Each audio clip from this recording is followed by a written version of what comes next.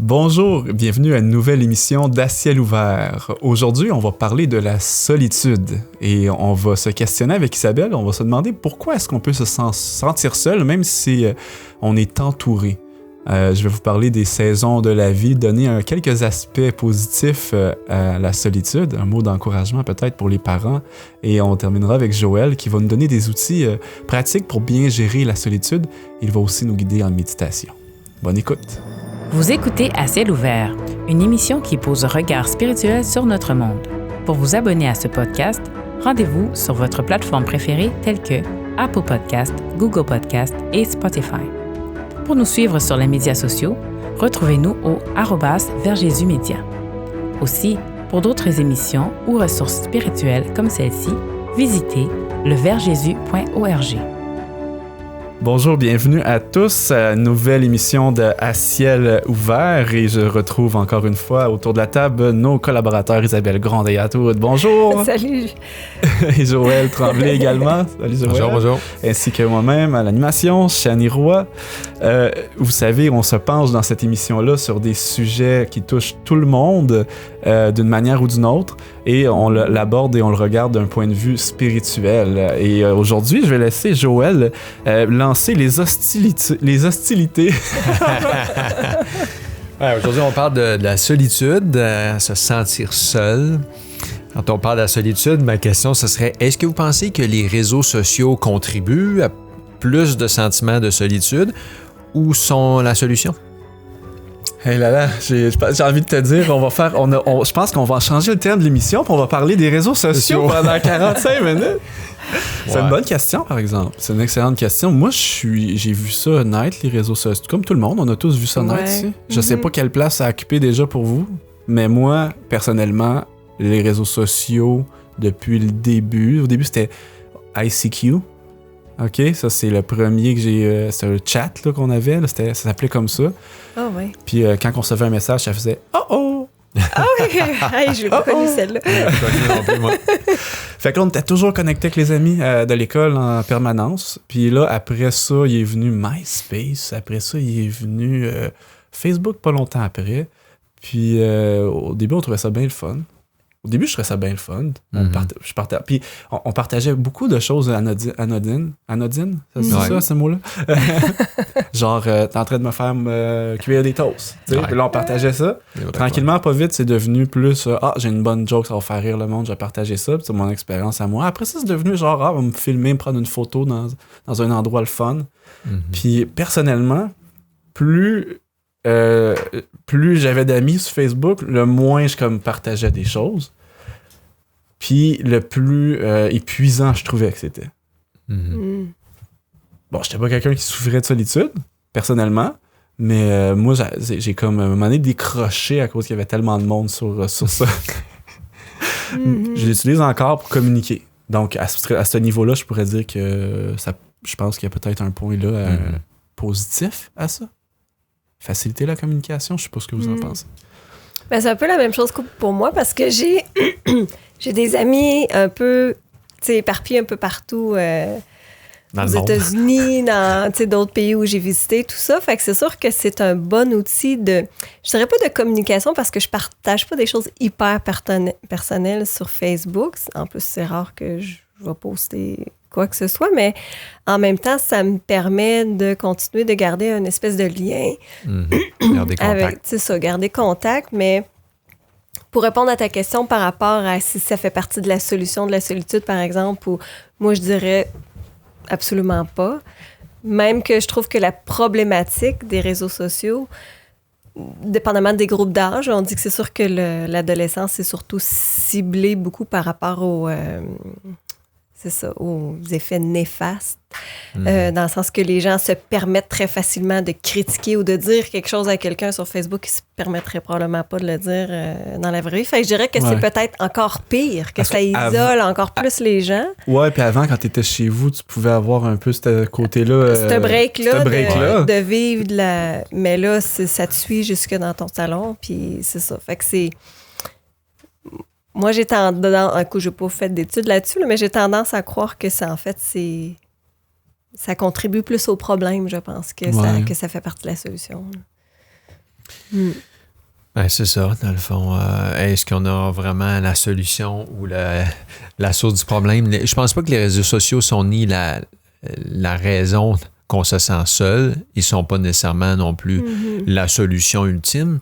Mais probablement que c'est pas la bonne question, tu sais, parce que si on n'aurait jamais eu les réseaux sociaux, on sait que il y a des gens qui se sentaient seuls de toute manière. Oui, c'est ça a toujours été, je crois. Ouais. Mais je pense qu'il y a plein d'experts qui ont commencé à à se pencher sur le phénomène en disant, on est hyper connectés, on a des milliers d'amis, mais on se sent de plus en plus seul. Qu'est-ce qui se passe? Ouais. On dirait que ça a amené la conversation, puis là, on a de plus en plus de statistiques, je pense, qui nous disent que la plupart des gens, je pense que le tiers des gens disent qu'ils se sentent seuls.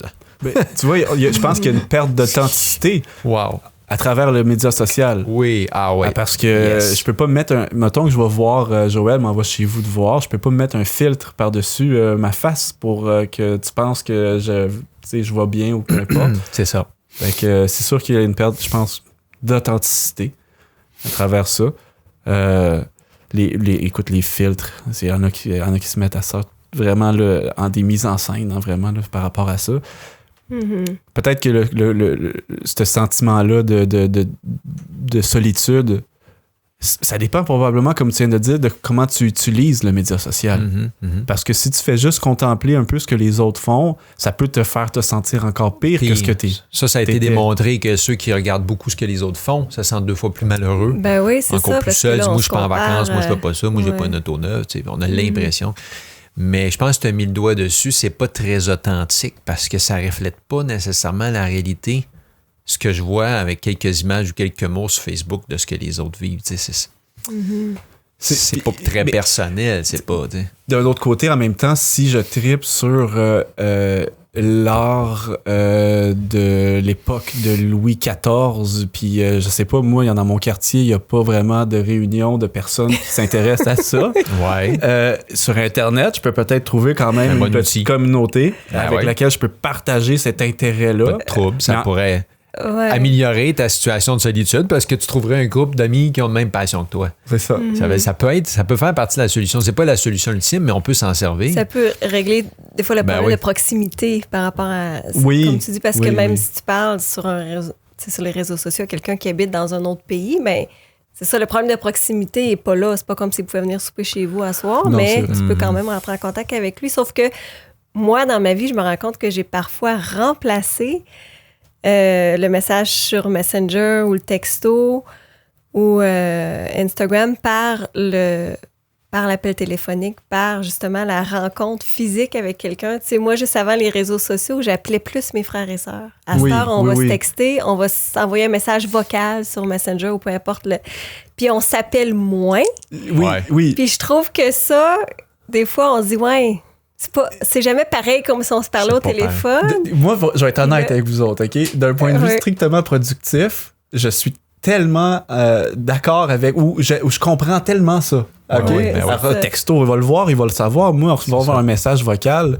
Que ça prend du temps, là, prendre ton message vocal juste pour dire oui, c'est moi. Quand t'auras 2 secondes, rappelle-moi. On a toujours l'impression qu'il faut qu'on en dise plus dans la vraie vie parce que, tu sais, on va être poli, on veut prendre des nouvelles, mais tu sais, c'est ça. Mais en même temps, il y a quelque chose de dommage aussi, tu sais, je veux dire, on est souvent porté, même je le vois de plus en plus, là, un message, j'achetais de quoi, ces petites annonces, puis tout ça, puis là, le numéro de téléphone du gars était écrit, puis il dit...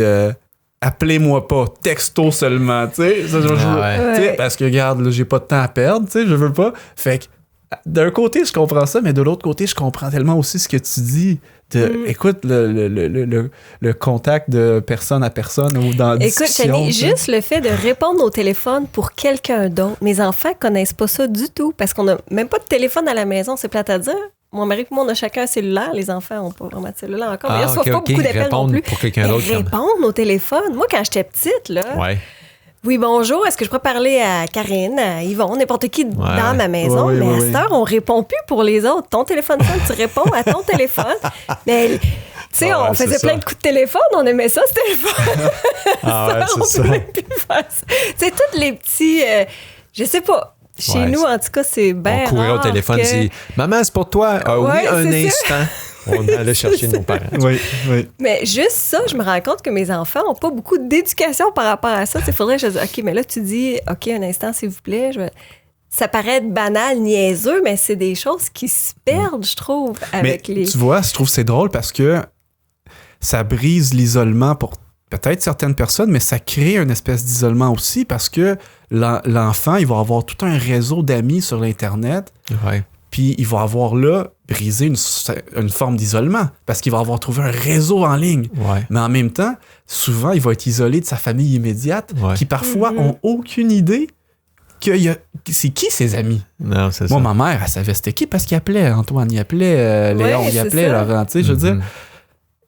Puis là, après, des fois, on a moi, mon fils, il n'a pas vraiment d'amis. Il est tout le temps sur son ordinateur. Mais ton fils, tu lui demanderais, puis il dirait non, j'en ai plein d'amis. Puis là, il te nommerait plein de gens. Fait que, tu sais, c'est drôle à cause que ça a comme réglé un problème.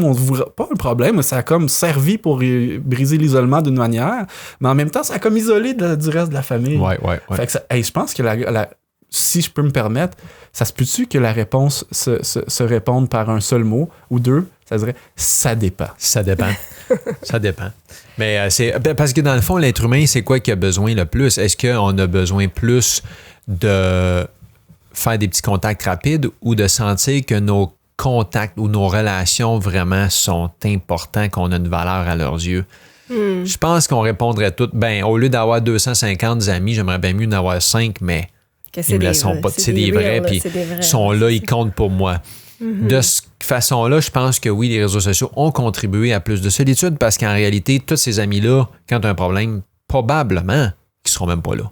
Puis malheureusement, on a tendance à envoyer beaucoup de petits messages insignifiants, tandis que, tu sais, quand c'est le temps de parler profondément avec quelqu'un qui souffre ou qui va pas bien, par texto, là, c'est pas terrible. C'est pas extraordinaire. Non, tu l'appelles, puis tu y parles, tu es capable. C'est là que vraiment tu crées des liens, tu gardes des amis. Mais malgré que oui, j'ai gardé des amis parce que des fois, je reste en contact un peu avec eux, mais je pense que quand on parle de solitude ou de se sentir seul, les réseaux sociaux, c'est peut-être pas le meilleur outil. Ça peut être une bonne façon de communiquer, trouver des clubs, trouver des amis, etc. Dans certains contextes, ça peut être un outil, mais plus souvent, ça peut faire l'effet inverse qu'on pourrait croire que ça ferait, ouais. Mais c'est clair que, comme tu disais tantôt, si quelqu'un s'en sert pour faire du taxage en ligne, ou comment tu appelles ça? Là, du cyberbullying. Cyberbullying, c'est affreux, mais si quelqu'un s'en sert pour encourager ses amis, garder contact, là, c'est plutôt positif, là, c'est sûr. Là, Ouais, ça c'est. Je pense qu'on va probablement faire une émission sur les réseaux sociaux. Sûrement. Isabelle, je pense que c'est très relié quand même à ce que tu voulais aborder quand tu nous dis pourquoi est-ce qu'on peut se sentir seul, même si on est isolé, si entouré. Parce que tu vas voir, on a du monde des fois dans les endroits publics, peut-être au centre d'achat, peu importe, tu vas nommer sûrement d'autres endroits. Il y a beaucoup de monde, on est entouré, mais c'est vrai, ça peut-être que même si on est entouré, on se sent seul. Oui, c'est ça. En fait, c'est un groupe de 4-5 personnes qui s'étaient... en fait, c'est une émission que j'ai écoutée puis j'ai trouvé hyper intéressante. Il y avait comme un sociologue, un psychiatre, quelqu'un en urbanisme même. En tout cas, tous ces gens-là se sont penchés sur la question de la solitude. La question qui se posait, c'est est-ce que la solitude est une maladie? Okay. Parce que, comme il disait, c'est un sentiment vieux comme le monde. La solitude, ça a toujours existé. De façon positive ou négative, c'est des moments seuls. Je pense que tu vas en parler, Chani, ça peut être positif aussi, mais... Moi, je te garantis que le médecin, il voulait que ça soit une maladie parce qu'aussitôt qu'ils mettent une étiquette, ils peuvent la traiter, mettre des pilules. Mais par contre, les autres spécialistes, je sais pas, là, mais en tout cas, on a tendance à vouloir mettre des maladies, toutes nommées comme des maladies parce qu'on peut les traiter avec... C'est profitable. Oui, c'est vrai. Puis je te parlerai tantôt d'une couple de solutions. J'ai hâte qu'ils nous inventent ça, les amis déshydratés, que tu fais juste rajouter de l'eau, puis pouf! On n'est pas si loin de ça. Les robots, c'est quand même spécial quelques solutions qui apportent. Mais en fait, ce que j'ai trouvé intéressant, c'est qu'au début, d'emblée, il disait que la solitude, c'est en fait encore plus néfaste que le tabagisme ou de la sédentarité. Okay. Ça tue. Ils ont découvert qu'en fait, ils disaient que ça augmente ton risque de mort prématurée de 20 à 50 % si tu es seul. Mais là, il faut quand même faire la différence entre la solitude puis l'isolement.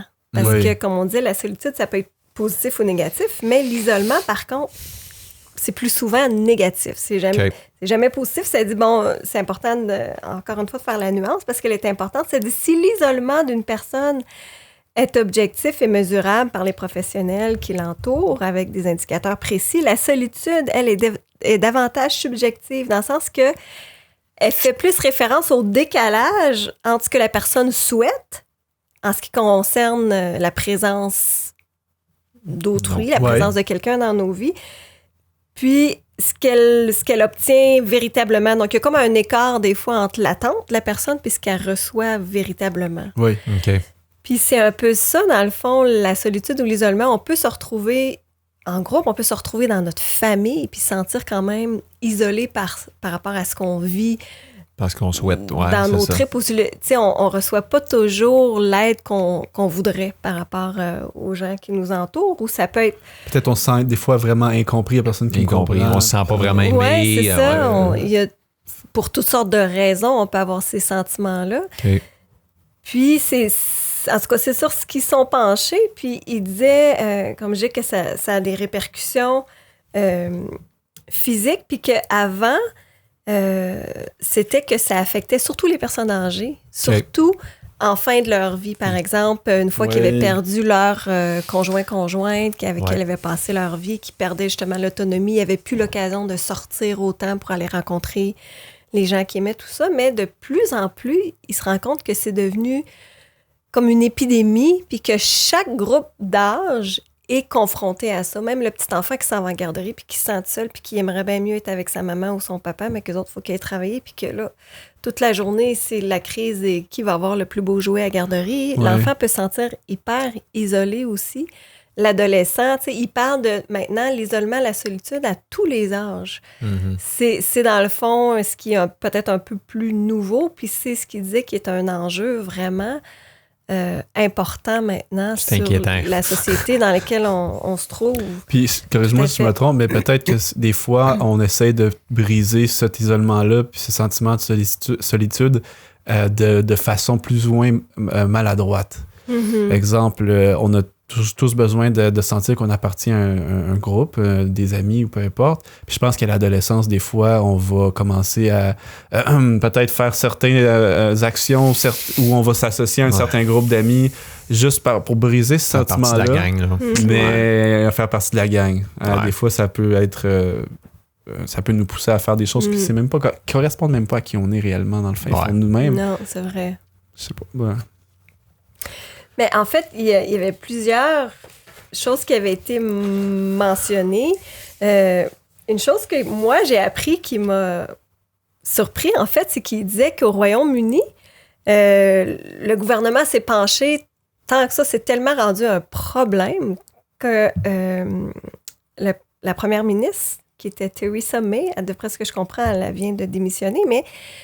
En 2018, ils ont parti ce qu'ils appellent un ministère de la solitude. Donc, ils ont comme joint tous les autres ministères dans le pays. Ministère de la santé, ministère de la solitude. S'est penché sur justement le problème, l'enjeu de la solitude. Puis, il disait justement que c'était si important là-bas. Je pense qu'il disait qu'il y avait au-dessus de 9 millions de personnes justement qui souffraient comme de solitude ou d'isolement chronique, là, qui était... Puis que j'avais trouvé ça bien, dans le fond, que le gouvernement se soit penché là-dessus. Puis ils ont comme je disais, mobilisé tous les autres ministères. Puis ils ont même...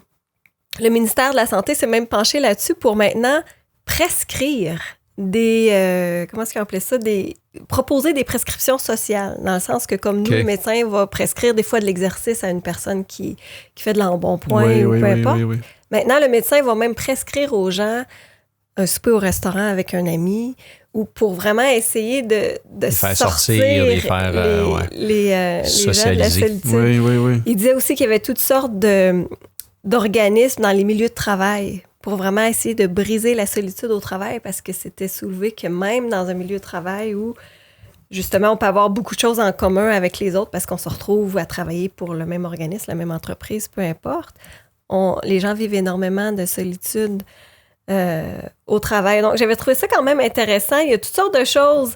Il disait qu'il était en train, justement, d'essayer en tout cas, de mettre sur pied un robot qui serait comme une personne artificielle, parce qu'ici, au Québec, on sait qu'il y a une personne sur 3 quand même qui vit seule. C'est énorme. Oui. Il y en a plusieurs que c'est par choix, mais quand même plusieurs qui souhaiteraient vivre en couple ou en famille, ou en tout cas avec quelqu'un.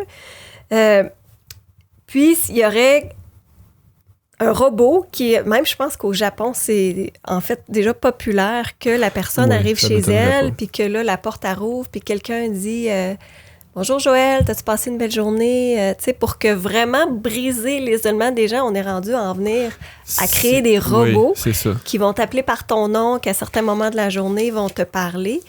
Moi, ça m'a un peu bouleversée de dire que, wow, on est rendu à investir énormément d'argent, parce qu'on s'entend que ces robots-là...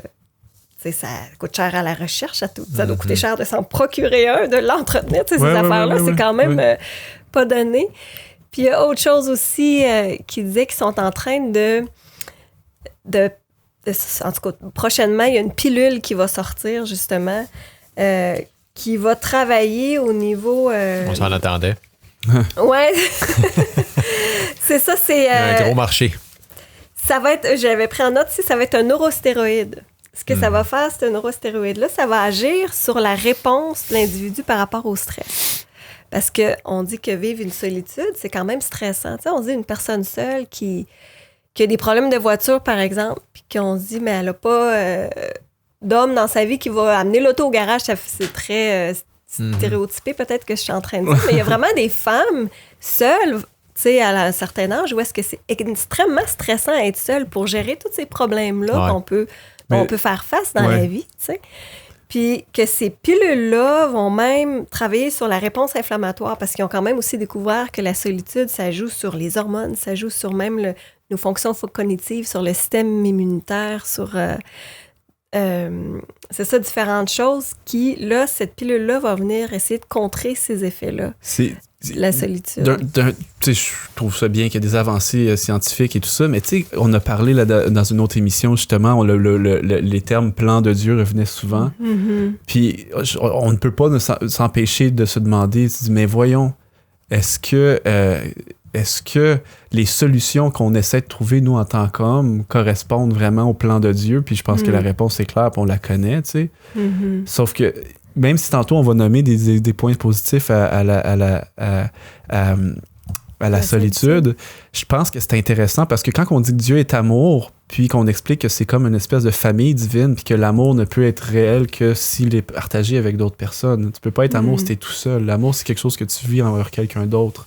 Puis quand même on aurait une belle pilule, puis un beau robot, puis ça m'a fait penser à un verset où quand Jésus nous dit, puis je l'avais jamais vu de cette façon-là, c'est maintenant quand Jésus nous dit là où 2 ou 3 se rassemblent, je suis au milieu d'eux. Puis il est amour, puis c'est quand on est 2 ou 3 qu'on peut, à partir de 2, on peut expérimenter l'amour. À 3 aussi. Mais à 1, on le verra tantôt probablement avoir une relation quand même spirituelle. Sauf que j'ai comme vu ce verset-là d'un nouvel angle que j'avais jamais perçu auparavant pour dire OK. Tu sais, il y a de quoi qu'on peut expérimenter à 2-3 qu'on peut pas expérimenter tout seul. C'est clair. Fait que c'était quelque chose qui m'était monté en tête pendant que tu parlais, dans le fond. Je te relance la parole. Ben, en fait, ça complétait un peu la réflexion que j'avais faite, puis peut-être que c'est plus... Tu viens un peu de parler de nos réactions par rapport à ça, parce que je trouve ça quand même, à la limite, un peu révoltant, comme tu disais, de dire, mais voyons, est-ce qu'on est rendu à prescrire des pilules pour contrer la solitude? C'est sûr que... C'est une carence en pilule, la solitude, quand même. Oui, c'est ça. Que c'est vraiment... Je trouve que... Je serais curieux, dans l'émission, la discussion, est-ce qu'eux parlaient du lien entre l'anxiété, la solitude, l'anxiété et la dépression? Ils n'ont pas élaboré beaucoup là-dessus, mais oui, ça faisait partie des effets physiques qui ont dit que ça affectait. Dans le fond, ils utilisaient le terme santé mentale. Ils n'ont pas fait de spécification par rapport à ça, mais ils disaient que oui, effectivement, la solitude est très... en tout cas, ça faisait partie des causes de la maladie mentale. Souvent relié probablement avec l'anxiété et la dépression. En fait, je ne suis pas un expert là-dedans, mais vu qu'on travaille souvent, on a fait toutes sortes d'ateliers en santé mentale, plutôt en anxiété, dépression, on sait qu'il y a souvent la solitude, l'isolement quand les gens souffrent d'anxiété et de dépression. Est-ce que ça vient avant? Est-ce que ça vient après? Ben, ça vient souvent ensemble. Oui, c'est ça. Ouais. Puis que justement, avoir un réseau social solide fait partie des solutions exact. Ouais. pour l'anxiété et la dépression, justement. Sociale. Ouais, c'est ça, de trouver quelqu'un avec qui on peut partager justement. Quelqu'un qu'on peut ce qu'on appeler. vit. Oui, c'est ça. Pas juste texter. Puis qu'on peut. Je pense que dans le timbre de voix, dans le toucher, il y a des choses, tu sais, je pense que quand je regarde Jésus aussi, il touchait beaucoup les gens. Puis moi, en tant que massothérapeute aussi, on voit que aussitôt qu'on touche les gens, ils s'ouvrent énormément sur plein de choses. C'est un bon point. Tu as l'impression que quand tu es massothérapeute, il faut que tu sois automatiquement psychologue aussi ou thérapeute en relation d'aide parce que sur la table de massage, c'est comme si il y avait une porte ouverte tout de suite parce que on est quand même en proximité des gens, on les touche. Toucher, oui. Puis je trouve qu'aujourd'hui, puis c'est même prouvé scientifiquement que quand on touche un enfant, ça aide énormément au développement de son cerveau. Absolument. Il y a plein d'études qui ont été faites là-dessus. Les enfants même meurent s'ils ne sont pas touchés. Et on peut leur donner à manger, on peut leur donner du lait, l'enfalac ou peu importe, du lait maternisé, tout ça. Mais si l'enfant n'est pas touché, il va se laisser mourir. Oui. Puis au niveau de la solitude ou de la proximité, je pense que c'est quelque chose que quand on regarde la vie de Jésus, il faisait. Il touchait les gens, il leur parlait comme on disait, il pleurait avec eux, il partageait les émotions, il partageait... Il y avait énormément de compassion, puis c'est toutes des choses que les pilules ou les robots ou les réseaux sociaux ne peuvent pas nous donner. C'est clair. Parce que, tu sais, même s'il y aurait un robot qui le fait bien, qui parle à la personne, ben, quand toi, tu y parles en retour, tu parles à un robot, là. Non, c'est ça. Ça reste artificiel. Ouais, ça reste artificiel. Ça reste je veux dire, je suis persuadé que par aux recherches, ils vont trouver qu'il y a des bénéfices. Ça, je pense qu'ils vont en trouver, même par rapport à... Mais on est encore en train de peu contourner comment qu'on dit, la contrefaçon versus la façon... Des solutions temporaires, c'est pas des solutions ultimes ou profondes. La façon qui devrait être privilégiée. Parce que ça me rappelle quand on avait fait une émission sur les jeux vidéo, on avait parlé brièvement des personnes au Japon qui sont des hikikomori, des personnes qui sont rendues complètement isolées de la société parce qu'ils sont complètement absorbés par leurs jeux. Puis dans le reportage, il parlait qu'il y avait une association là-bas de grandes sœurs qui était spécialisé ou qui était apparu pour aller rencontrer ces gens-là. Puis au début, il fallait qu'ils apprivoisent la personne. Carrément, c'est un mot fort que j'utilise en disant apprivoiser, mais c'était pas loin de ça qu'ils utilisaient comme mot. Comment les approcher, que la personne se laisse approcher. Puis après, à un certain temps, la personne acceptait de sortir à l'extérieur avec cette personne-là parce qu'elle avait compris que c'était pas pour l'amener à l'hôpital, que c'était pas pour tu sais, c'était vraiment parce qu'on se souciait d'elle. Puis ça apportait des fruits, là. La personne pouvait graduellement retrouver là, on était dans l'isolement, on n'était vraiment pas nécessairement, c'était un problème, là. Ouais. Quand tu disais maladie, là, tu sais, c'était rendu à ce point-là. Ben, imagine ceux-là, là, les gamers, ceux qui ont passé leur jeune vie en isolement, qu'est-ce qu'ils vont vivre quand tu vas être à l'âge mature ou très vieux? Ils vont être encore plus seuls que les gens, parce qu'on disait que oui, beaucoup de gens, personnes âgées, souffrent de solitude. Imagine les gamers, ceux qui ont été seuls toute leur vie, puis là, ils arrivent à l'âge adulte ou plus vieux, ben, ils vont être encore plus seuls. Ils n'auront jamais même développé de lien, fait que ça va être physique, non, c'est ça. Il y en a beaucoup qui vont avoir ces liens-là. Ça va être encore pire. Mais virtuel. Puis je pense qu'on a quand même, en isolant une partie d'un tout, on manque la plupart du temps de quelque chose puis qui va finir par se répercuter à quelque part au fond, au final, au bout de la ligne. Puis, bon, c'est sûr que... Oui, j'ai terminé. Non, ça m'allume plein d'affaires. Là. J'ai dit, on pourrait parler de la technologie encore plus en profondeur parce que c'est un sujet qui est tellement exploité maintenant dans tout ce qui est film, téléséries par rapport à maintenant, les gens qui peuvent tomber amoureux d'une intelligence artificielle. Oui, il y a des robots qui peuvent... des robots sexuels, ça existe déjà. Où tu vois, exactement. Encore une fois, c'est au Japon, pas au Japon. Puis en Chine, parce qu'il n'y a pas assez de femmes. Là, donc, voilà. Bon, on va garder ce sujet, je pense, pour une autre émission parce qu'on va manquer de temps. À un moment donné, on va déraper. Mais non, c'est vrai, les points que vous avez apportés. Moi, malgré tout ce qu'on vient de dire, je voulais parler de quelques points positifs par rapport à la solitude. Et puis, je disais en blague, en préparation de l'émission, que je sais pas si c'est parce que sur le fait que j'ai 4 enfants en bas âge en ce moment que je me souviens, il y avait un humoriste qui disait que quand tu as des enfants en bas âge comme ça, tu fais juste sortir, prendre une marche tout seul, puis tu te dis, écoute, on est-tu au Bahamas? Tout d'un coup, là, c'est vraiment fantastique, cette place-là. Il dit, pourtant, t'es juste sur ta rue avec un trottoir en béton. Puis j'aime énormément mes enfants.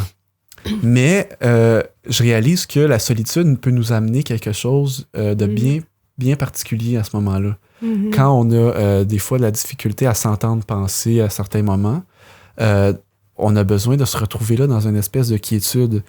Et c'est drôle parce que en parlant tout ça, j'ai dit ça, c'est intéressant. J'ai dit, Moïse, il allait sur la montagne pour rencontrer Dieu. Mm-hmm. Puis Jésus, il s'éloignait aussi de ses disciples et puis de la foule pour aller prier. Puis probablement que tu vas nous en parler plus tard. Abraham sous les chaînes de Mamré, c'était commun. Ce que j'ai trouvé intéressant par rapport à peut-être si vous avez une famille à la maison, c'est à quel point les disciples, des fois, on peut percevoir comme s'ils agissent comme des enfants par moment. Dans leur façon de ne pas comprendre ce que Jésus veut dire, dans leur façon de ne pas écouter toujours. Et la même chose pour le peuple d'Israël. Mm-hmm. Ils se plaignent tout le temps. Ils sont tout le temps en train de chialer, pour le dire en bon québécois. Mm-hmm. Puis je me dis, hey, ça ressemble à une famille, ça ressemble à vraiment des enfants. Tu vois, là, t'avais comme Moïse qui s'occupait d'un peuple. Puis à un moment donné, écoute, je pense que c'était rendu nécessaire qu'il s'isole sur une montagne pour que Dieu puisse lui parler, puis pour pouvoir refaire une espèce de plein de force pour pouvoir après aller continuer de s'occuper, parce que Moïse, s'il s'en allait là, c'est pas parce qu'il n'avait ras-le-bol du peuple. C'est pour te dire, là, j'ai besoin d'une aide d'en haut, parce que j'aime mon peuple, mais je sais pas comment y arriver. Mm-hmm. Puis je pense que pour un parent, ça fait du bien de voir ça de même. C'est pas de dire que là, j'en ai ma claque des enfants parce qu'ils me tombent sa tomate. C'est de dire, j'aime mes enfants, sauf que là, j'ai besoin d'aide. Mm-hmm. J'ai besoin d'aide d'en haut, j'ai besoin d'une inspiration, j'ai besoin de sentir que moi-même, je suis le fils ou la fille de quelqu'un. Okay? Puis de me faire prendre moi-même dans mes bras, on va dire, d'un point de vue spirituel, de me faire moi-même bercer. Puis après ça, je suis hey, là, je me sens mieux. Puis là, je suis capable de retourner à mes enfants puis à ma famille d'une façon où je mets pas un masque. Puis je m'occupe d'eux parce que on s'occupe de moi. C'est ça, t'as été ressourcé toi-même. Oui, t'as exactement. reçu une espèce de... Aller puiser quelque chose, c'est ça, pour redonner ensuite. Oui, parce que faut pas se le cacher, il y a certaines relations qui peuvent être extrêmement exigeantes. Ouais. Au niveau émotif, au niveau même physique. Quand les enfants sont jeunes, il faut se lever la nuit, il faut changer la couche, fait qu'il y a des relations qui peuvent être demandées. Quelqu'un qui fait de la relation d'aide avec son parent âgé ou peu importe, ça peut être des moments aussi où ces personnes-là se disent « OK, je l'aime papa, je l'aime maman, j'aime prendre soin de la personne à qui, je donne des soins, mais... » Wow, ça fait-tu du bien de me retrouver tout seul? Parce que des fois, on a l'impression que ça tire du jus, comme on dit. Je trouve ça tellement intéressant ce que tu dis, parce que souvent, on va dire, là, il faut que tu prennes un temps pour toi, il faut que tu prennes soin de toi aussi. Puis c'est vrai, mais... Comment? Puis qu'est-ce que tu fais, qu'est-ce qui serait encore mieux de prendre soin de nous-mêmes? C'est que quelqu'un prenne soin de nous aussi. Puis soit on a toujours accès à Dieu et à sa parole, puis aux promesses qu'il nous a données, pour dire que oui, on prend un temps pour nous, puis on prend soin de nous, mais tu sais, même si on peut dire, regarde, Dieu prend soin de moi. Ça fait du bien à le percevoir comme ça. Puis rapidement, il y a plusieurs histoires qu'on a partagées par rapport à biblique, mais tu sais, les gens, quand Jésus y allait à l'écart, quand Moïse y allait à l'écart, tu vois, il allait pas n'importe où, il allait pas seul dans leur chambre, les rideaux fermés, la lumière fermée, en dessous des couvertes. Il était dans la nature. Puis dans la nature, ça fait du bien. Ça fait du bien. Ouais. Scientifiquement, tas de raisons. Décroche. Mais en même temps, tu es tellement en premier contact avec la création, justement. Ouais, Puis tu as comme cette espèce de connexion privilégiée qui peut s'opérer à ce moment-là, je pense. Puis ça me fait penser, en terminant, à un livre que je suis en train de lire d'un homme qui s'appelle Mike Horn. Lui, c'est un grand explorateur. Il a fait le tour du monde en suivant la ligne de l'équateur. Puis là, il se retrouve seul à bord de son trimaran pendant 4 mois à traverser l'océan Pacifique. Et puis, il est seul. Puis là, tu te dis, wow! Mais là, cet homme-là a été élevé dans la foi chrétienne, mais des fois, il dit, j'ai jamais ressenti Dieu comme quand j'étais aussi près des éléments de la nature. Fait qu'il dit, il y en a qui peuvent devenir fous à être seuls aussi longtemps. Il dit, mais moi, ça m'a permis de voir un peu ce côté-là de Dieu que je pense qu'on peut pas vivre, on peut pas voir autrement, tu sais, que d'être à ces endroits-là. Puis je trouvais ça intéressant d'entendre ce point de vue-là. Je suis content que des fois qu'il y a du monde qui font des expériences comme ça, parce que moi, je ferais jamais ça de ma vie. Mais je peux quand même apprendre en lisant leurs expériences. Ouais, go, vas-y, toi, puis tu m'écriras un livre, puis moi, je vais le lire sans me faire plaisir. Donc, tu me retourner vers toi, Joël. Non, mais écoute, déjà, on a mentionné un paquet de trucs ou de solutions pratiques. On a mentionné que de donner à des bonnes causes. Si on est seul ou si on se sent seul, ben ça fait bizarre, mais allons donner à d'autres, s'impliquer dans un organisme, peut-être, où ils ont besoin de bénévoles. C'est une super de bonne façon. D'ailleurs, j'en connais plein, moi, de gens qui sont bénévoles parce qu'à un moment donné, ils se sont trouvés seuls, le conjoint, les enfants sont plus vieux, la famille est loin. Puis, sont très heureux. Ils s'impliquent dans toutes sortes d'organismes de bénévolat. S'occuper d'un animal. Il y a des gens qui se sentent seuls. Ils se mettent à parler à l'animal, ils s'occupent de l'animal. L'animal, il y a une réponse émotionnelle aussi. C'est pas comme un humain, mais des fois, les gens se sentent moins seuls, ils ont une raison d'être. Moi, j'ai un chien à la maison, puis quand je reviens, on sait comment ça nous accueille. Le chien, il t'attend. Il vit pour ça, de voir son maître. Oui, c'est ça. C'est ça. C'est pas banal. Tu as mentionné tout à l'heure joindre un club. Des fois, c'est dit, OK, je m'ennuie, j'ai rien à faire, mais c'est quoi ma passion? Moi, je sais pas, faire du tricot. Club de tricot. Oui. Si c'est... on peut avoir différents intérêts ou peut-être développer une nouvelle passion en trouvant des clubs ou des groupes de gens qui font des choses comme ça. Prendre un cours, une formation. D'ailleurs, en vieillissant, on sait que c'est des choses qui peuvent prévenir l'Alzheimer ou la démence, de prendre un instrument, apprendre la musique, prendre un cours, apprendre une nouvelle langue. J'ai envie de dire que peut-être qu'il y en a qui le savent pas, puis ça, je l'ai lu aussi, que c'est une des meilleures façons de pouvoir continuer à rester le cerveau en santé, mais il y en a qui le savent peut-être pas, sauf que dans la majorité, sinon toutes les universités, il y a moyen de s'inscrire en tant qu'auditeur libre. Peut-être qu'il y en a qui le savent pas, ça. Tu fais ta demande, là, puis là, tu t'assistes à tous les cours. Toutes les cours. Mais tu fais pas les examens. C'est ça. Puis t'es pas noté. Pas de stress. Je savais pas ça. Oui. C'est le fun. Prendre un cours, formation, c'est ça, écrire un journal, un blog, un livre. D'ailleurs, j'en ai connu, moi, quelques-uns de mes professeurs à l'université. Il y en a un qui disait « Ah, c'est tellement fun, je suis à la pré-retraite. » Il enseignait encore temps partiel, il disait « La vie est belle, j'ai commencé à écrire mon premier livre. » Il s'ennuyait pas du tout. Là, non, c'est ça. Il y a plein de choses comme ça qu'on peut faire. Faire un travail utile avec nos mains. Le travail utile, c'est bon pour le cerveau, c'est bon parce que ça nous valorise, c'est faire un travail. Jardinage, bricoler des choses avec du bois, peu importe, là, tu sais. Faire de la rénovation à la maison. Oui. Ça prend de l'argent avec, là, tu sais, mais c'est des choses qui peuvent vraiment aider à la solitude. Mais tu sais, on a parlé tellement de gens qui se sentent seuls, mais qui pourraient peut-être appeler quelqu'un ou visiter. Tu sais, c'est fou parce que si tu es seul, mais tu vas visiter quelqu'un d'autre qui est seul, tout à coup, les deux sont plus seuls. Oui. Ça devient pratiquement une opportunité pour une personne qui est seule de trouver quelqu'un d'autre qui est seul, puis de se faire ami ou de reprendre contact avec quelqu'un. C'est jamais l'amour peut s'installer. On sait jamais. On sait jamais, tu sais. J'en ai connu, moi, des gens qui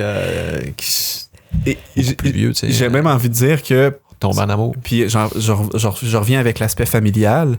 Nous, on a commencé à essayer de prendre l'habitude d'aller visiter des gens avec nos enfants. Uh-huh. Des gens qui sont pas dans nos familles, mais des gens qui sont plus âgés, que leurs familles immédiates sont rendues bien occupées parce qu'ils habitent loin ou parce qu'ils ont leur famille, leur job, puis ils sont vraiment très occupés. Fait qu'on allait souvent voir notre voisin d'en haut, un monsieur super gentil puis très attachant, puis les enfants ils aimaient beaucoup ça, aller le voir, puis lui il aimait ça. Puis moi, j'étais comme pas habitué d'aller visiter le monde parce que moi, les saisons de la vie, c'est pas la même chose pour tout le monde. Moi, à des fois, j'ai l'impression de déranger. Ouais. Puis je dis, on va pas rester longtemps, puis tout ça. Puis là, à force d'y aller, on comprenait que la personne était vraiment pas dérangée, là, puis au contraire, là, on aurait pu rester plus longtemps. Puis ils aiment beaucoup ça aussi, voir les enfants, parce qu'ils n'ont pas toujours l'occasion. Fait que, dans le fond, c'est ça que je voulais mentionner, de dire que parfois, même si nous, on ne vit pas de la solitude, on peut aller visiter du monde. Puis moi, honnêtement, ça m'a procuré autant de bonheur, sinon plus que la personne. Puis la personne, j'ai vu à quel point ça elle fait du bien. Fait que je pense que c'est un point intéressant, là, tu sais, je veux dire. Tu sais, dans un monde où tout le monde est connecté sur les réseaux sociaux, puis il y a peut-être moins de contact physique personnel, je pense que le contact physique, le toucher, une visite, devient encore plus extraordinaire, encore plus spécial. Oui. C'est plate à dire parce que c'est plus rare, mais c'est merveilleux. Puisque c'est plus rare, c'est encore plus valable. C'est encore une plus grande valeur. C'est encore plus précieux. Tu sais, c'est la même chose avec... Pendant des années, on dirait que le service qu'on avait, c'était... on avait un bon service avec les commis ou les gens aux caisses, mais de plus en plus, on dirait que les gens ne savent plus communiquer, ou en tout cas, on dirait que les dernières générations, ils regardent tout le temps leur téléphone. Ils sont dans un groupe avec un paquet de monde, mais ils ne se regardent pas. Tout le monde est avec un téléphone, puis là, finalement, ils se sentent tous seuls parce que sont tous ailleurs. Ouais. Mais... ben ça fait que si on est capable de développer puis de maintenir cette capacité de parler aux gens, de les écouter, de les toucher, ben ça devient encore plus extraordinaire.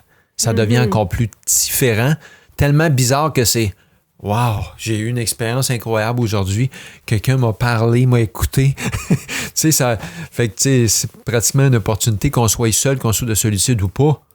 On devrait tous continuer à maintenir cette bonne habitude-là d'écouter les gens, de leur parler puis de remarquer qu'il y en a qui sont seuls et qui s'ennuient peut-être. Ça me fait penser à un autre verset que je vois maintenant aussi d'un œil différent. Parce que quand Jésus nous dit, quand on va visiter quelqu'un de malade, quelqu'un en prison, on l'a fait. On est allé visiter lui. Fait qu'en réalité, en réalité, moi, je l'ai toujours vu un peu comme si on disait comme « Ah, OK, c'est ça la bonne chose à faire. » t'sais. Mais en réalité, c'est en allant visiter quelqu'un, j'ai visité Jésus, dans le fond. J'ai comme eu une espèce d'accès privilégié, encore une fois, tu sais. Ouais. C'est tout le temps intéressant de voir à quel point tout a été... tu sais, tout... Il y a comme on le dit, un plan, une façon de faire qui pourrait tellement faire du bien là, à nous-mêmes, aux autres, à la fois. J'avais fini ma liste, dans le fond, c'était ça, mais on sait qu'il y a plein de gens qui ont inventé des choses extraordinaires dans les moments de solitude. Lorsqu'ils étaient seuls, qui ont pensé à des idées. Tu sais, avec la solitude, on n'est pas obligé d'être défaitiste avec ça. On peut prendre des moments pour être seul, pour être encore plus fort, mieux équipé, ressourcé. Tu sais, je pense qu'on doit peut-être se rééduquer puis savoir comment vivre la solitude. Ça va être ça, la solution, la solitude en tant que telle. On n'est pas obligé d'en mourir ou de devenir déprimé, tomber en dépression parce qu'on souffre de solitude. Il faut plutôt savoir c'est quoi la solution, puis ça va être ça le sujet de ma méditation là, en achat. Bon, on est rendu là pas mal.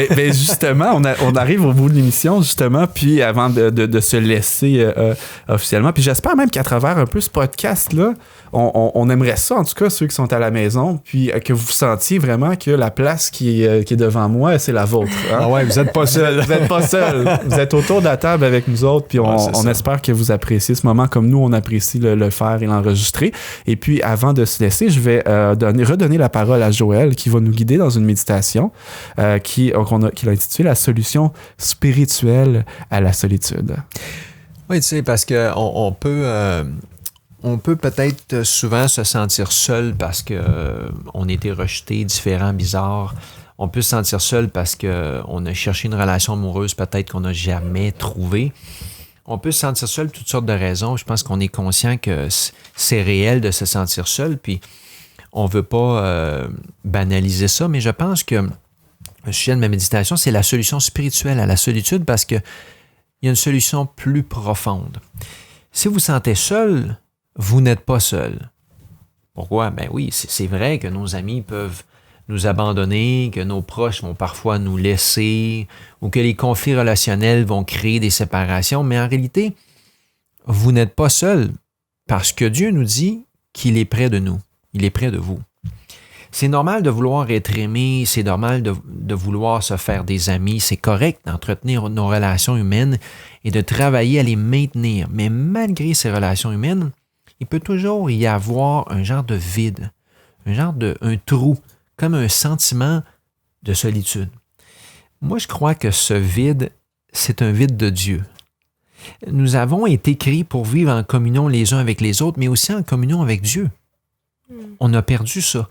Non seulement nous sommes des êtres sociaux, mais aussi nous sommes des êtres spirituels. Il ne faut pas oublier cet aspect-là.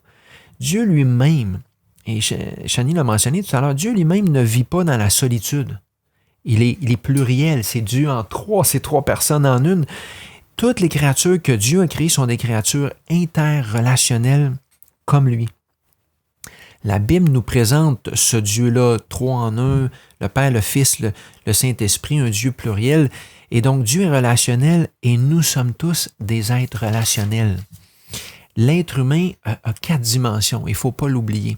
On a la dimension physique, la dimension intellectuelle, la dimension sociale, la dimension spirituelle. Alors, même si tous les experts se penchaient pour trouver des solutions, ce serait seulement des solutions temporaires ou incomplètes si on n'aborde pas l'aspect spirituel. En psychologie, on dit que la solitude peut être un obstacle au bonheur. Et c'est normal, parce qu'une solitude profonde, ça reflète probablement un malaise spirituel. Jésus, lorsqu'il s'est incarné, lorsqu'il est devenu humain, lorsqu'il est venu parmi nous, qui a pris notre nature, il a ressenti lui aussi ce sentiment de solitude, ou le sentiment d'être délaissé ou abandonné des siens. Et c'est clair que ça fait mal et c'est difficile. Mais Jésus a vécu une vie extraordinaire parce qu'il avait développé une relation extraordinaire avec son Père. Et souvent, c'était pendant ces moments de solitude. En fait, c'était pas par hasard, c'était parce que Jésus était intentionnel qu'il prenait des moments seuls où il priait, où il lisait les Écritures et il chantait aussi. Ça nous dit que parfois Jésus chantait. Jésus a vécu et il a souffert comme nous. Et maintenant, il vit, il est ressuscité, il vit et il nous comprend. Il sait ce qu'on vit, il sait ce qu'on ressent. Il comprend tous ceux qui sont seuls. En fait, il est probablement plus près de ceux qui sont seuls parce qu'il veut une relation avec chacun d'entre nous. Vous n'êtes pas seul. Dieu vous connaît, il nous comprend, il nous aime. Et il veut avoir une relation, une communion et vivre avec nous. Tout comme, vous savez, on parle des animaux, on dit souvent que la plupart des animaux domestiques, ils vivent pour voir leur maître, pour être en relation avec leur maître. C'est toute la journée, l'animal soupire au moment où le maître va revenir à la maison pour reprendre communion, relation avec lui. De la même manière, Dieu nous a créés. Et c'est clair qu'on a perdu la capacité d'être en communion, en relation étroite avec Dieu. C'est plus difficile que ça l'était dans le paradis. Mais c'est une opportunité pour nous. Lorsque vous êtes seul, priez. Chantez. Prenez le temps de parler à Dieu, de lui parler comme un ami, de communier avec lui. Prenez le temps de le connaître et de devenir son ami. Vous n'êtes pas seul. Alors, on a parlé de toutes sortes de solutions. Et si vous apprenez ou si vous êtes capable ou si on est capable de surmonter la solitude, ça sera une opportunité pour nous d'appeler d'autres personnes qui sont seules et de les encourager, de leur faire savoir que Dieu les aime, qu'ils ont une grande valeur aux yeux de Dieu, à nos yeux aussi, et bien sûr, et que même si tout le monde les oubliait, que Dieu ne va jamais nous les oublier. On a parlé de l'importance du toucher, que dans le fond, d'aller toucher des gens, d'être avec eux, d'aller les visiter, ça serait d'être les mains, d'être les pieds de Jésus. Alors, si vous êtes seul, que ce soit pour vous une opportunité de trouver d'autres qui sont seuls, une opportunité pour développer une relation avec Dieu, de lui parler, de l'écouter, de développer une relation avec Dieu pendant que vous êtes seul et de trouver en lui un ami afin que vous ne vous sentiez plus jamais seul. Alors, que vous puissiez faire ça et que ça puisse nous donner un avant-goût de cette relation qu'on va avoir avec Dieu et avec les autres pour l'éternité. On ne sera plus jamais seul. Ce podcast est disponible sur toutes les plateformes dont Apple Podcasts, Google Podcasts et Spotify. Et retrouvez-nous sur les médias sociaux au @VersJésusMédia. Alors, on vous remercie encore une fois d'avoir été des nôtres pour cette émission. Et pour retrouver nos émissions, on vous invite à visiter le versjesus.org. Vous pouvez aussi nous retrouver sur les médias sociaux. En écrivant Vers Jésus, vous devriez trouver notre page. Et également, j'aimerais, comme d'habitude, remercier mes collaborateurs, Isabelle Grandet-Atwood, Joël Tremblay et moi-même, Shani Roy. Je suis content de ne pas avoir été seul et qu'on ait été tout le monde ensemble pour cette émission. Et on vous invite à être des nôtres pour la prochaine également. Alors, pour une autre émission d'À ciel ouvert.